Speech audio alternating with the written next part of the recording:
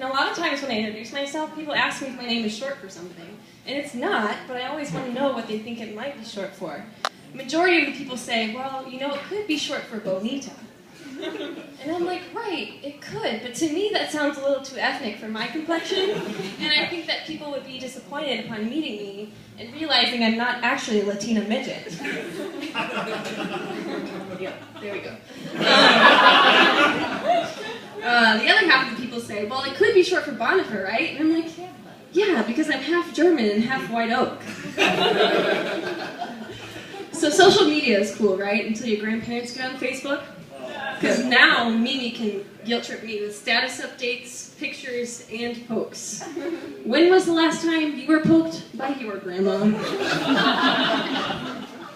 Remember those forwards you used to get in 1998? I'm pretty sure they were viruses. But they were emails that started out with like a really charming story about young adults prancing through the fields of adolescence, falling in love and finding themselves, and then all of a sudden there's a Babysitter's Club tragedy, and the email comes to a very abrupt and concerning notion that if you don't send this exact message to 15 of your friends within the next 3 minutes, a shady man, probably wearing a trench coat and carrying a hatchet, is going to show up on your doorstep at midnight, ringing the doorbell with his tongue. And I'm like, fuck, Grandma. That shit's too heavy for me. I can't write back. So I've learned a lot that you can tell a lot about a person just by looking at their Netflix instant queue. And I like to call it QDAR. I'm getting pretty good at it. So for example, Sophie's Choice, Alanis Morissette's Greatest Moments in Concert, Season 1 through 9 of Roseanne, lesbian. Michael Jackson's This Is It, Dawson's Creek, and The Sixth Sense, priest.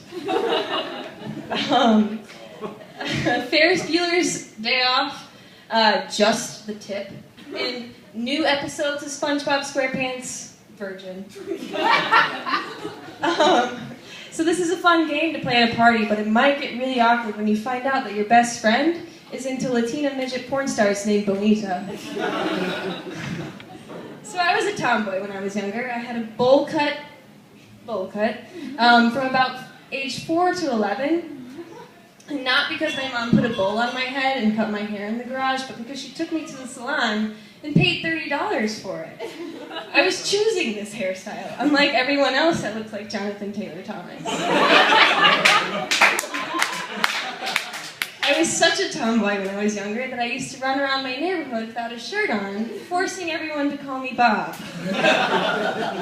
I did this when I was way too old to not be wearing a shirt.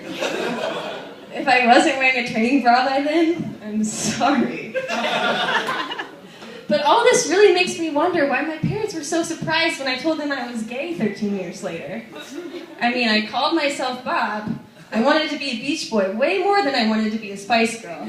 And my first boyfriend's name was Emily. I mean, I thought I was giving you guys all the hints. So I like crackheads, I'm just gonna say it. I think they spice up the city a whole lot. Sometimes I wonder if they're just saying what everybody else is thinking. But they do get mad pretty easily, and that's an annoying character flaw. The other day I was walking down the street and a lady yelled to me, and I'm pretty sure, no, I know, it was really obvious that she was on crack. She yelled to me, she said that she hoped my unborn baby died in a car crash.